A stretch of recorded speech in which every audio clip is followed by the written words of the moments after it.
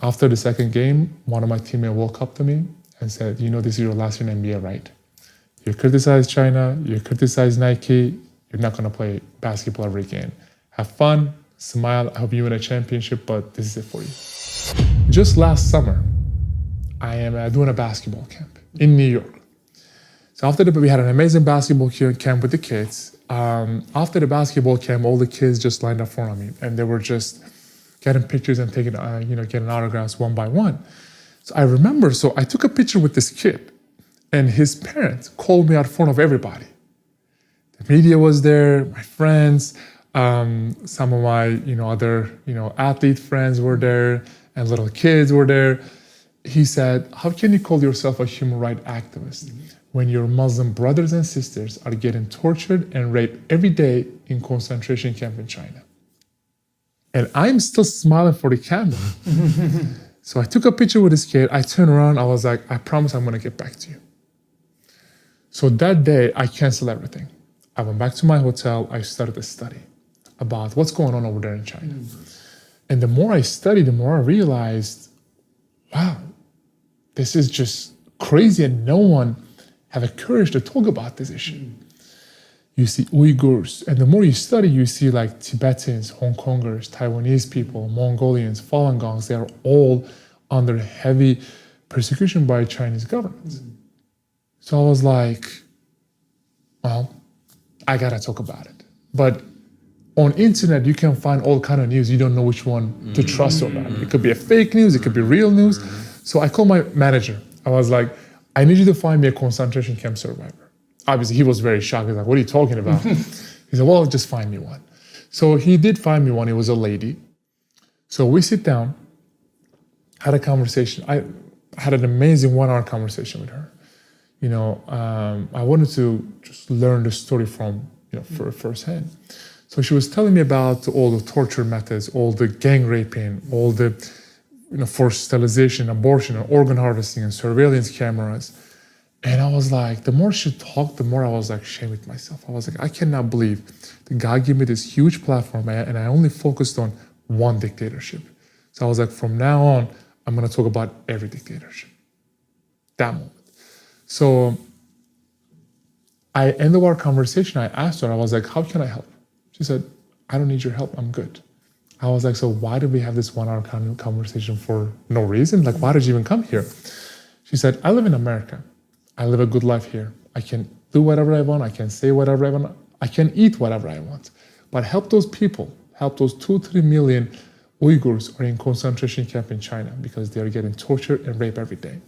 So at that moment, I'm like, I don't care what kind of contract or endorsement deal or anything you can offer me. I'm just gonna go out there and just expose the whole system. And that's how it all started. And we know that the NBA has, the Chinese market is bigger than the American market. Exactly. So this didn't go down well.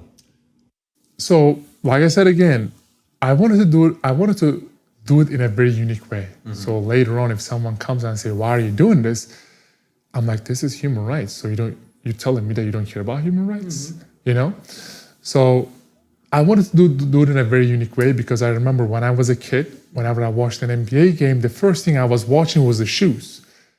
I mean, everyone loves shoes. What color they are, what brand it is, if they're comfortable. The next day, I was telling my dad, please buy those shoes for me, So I had this idea. I was like, let's reach out to these artists around the world, which they have been oppressed by their governments because they are the one that knows the story more than anyone. And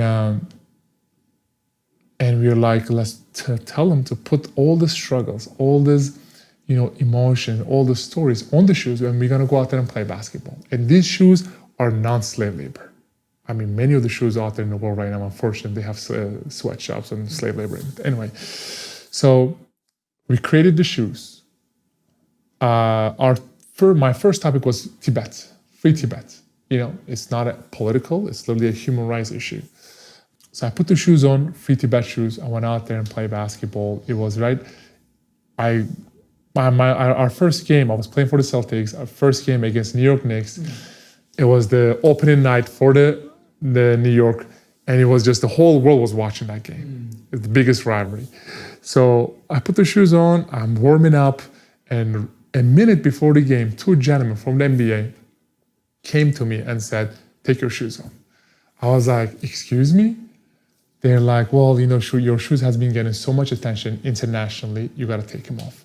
So at that moment, I was just getting ready for my citizenship test in America. So I closed my eyes, I'm like, okay, we have 27 amendments in America. My first amendment, freedom of speech, I told them no.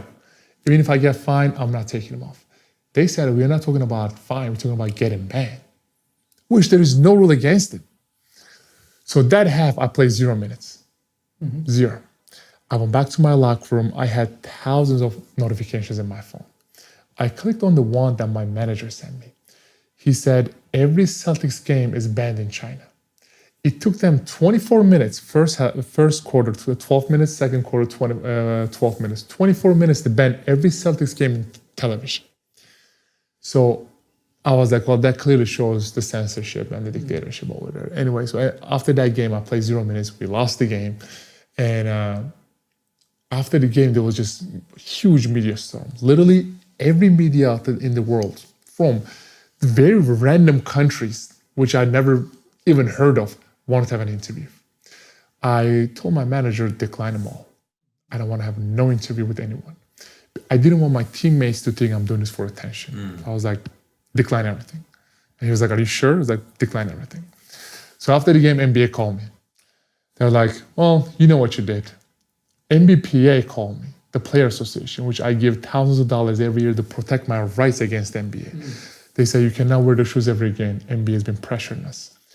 I was like, am I breaking any rules? They said, no. They said, well, you cannot wear them every game. I was like, if I'm breaking any rules, tell me, I won't wear them. They pressured me so much. I was like, you know what?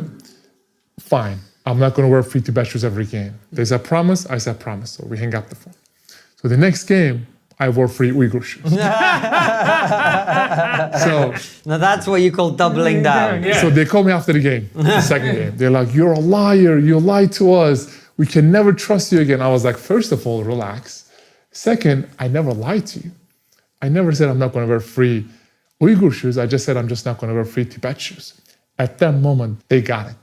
They were not going to be able to make me apologize, took my tweet down and say, I was not educated enough, sorry, whatever. So when, after the second game, one of my teammates walked up to me and said, you know, this is your last year in NBA, right?